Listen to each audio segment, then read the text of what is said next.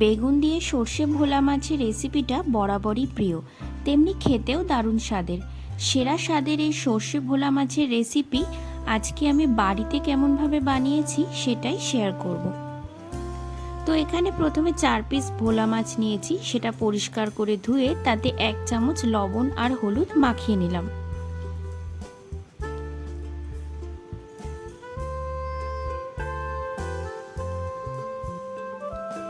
এবার কড়াইয়ে সর্ষের তেল ভালো করে গরম করে মাছগুলো একে একে ভেজে নেব।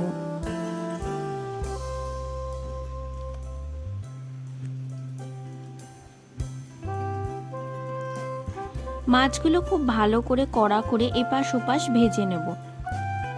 আমার সব মাছগুলো ভাজা হয়ে গেছে।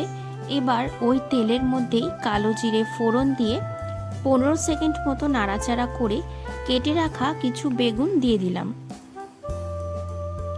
5 থেকে 10 সেকেন্ডের মতো নাড়াচাড়া করে যে সর্ষের পেস্টটি বানিয়ে রেখেছি সেটাই দিয়ে দিলাম। এতে আমি কালো ও হলুদ সর্ষে, লঙ্কা, অল্প লবণ দিয়ে আগে থেকে পেস্ট করে রেখেছিলাম। এর সাথে সাথে অল্প জলও দিয়ে দিলাম। সবকিছু ভালো করে নাড়িয়ে চাড়িয়ে এবার 1 চামচ মতো হলুদ, স্বাদ মতো লবণ, 1 চামচ লঙ্কা গুঁড়ো দিয়ে ভালো করে আবারও নাড়িয়ে চাড়িয়ে নিলাম।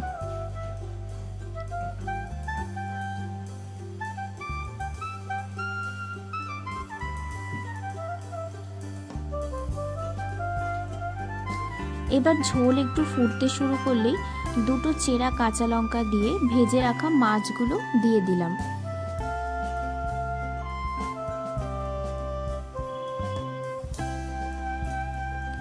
এই সময় গ্যাসের ফ্লেমটাকে লো করে ঢাকা দিয়ে দেব।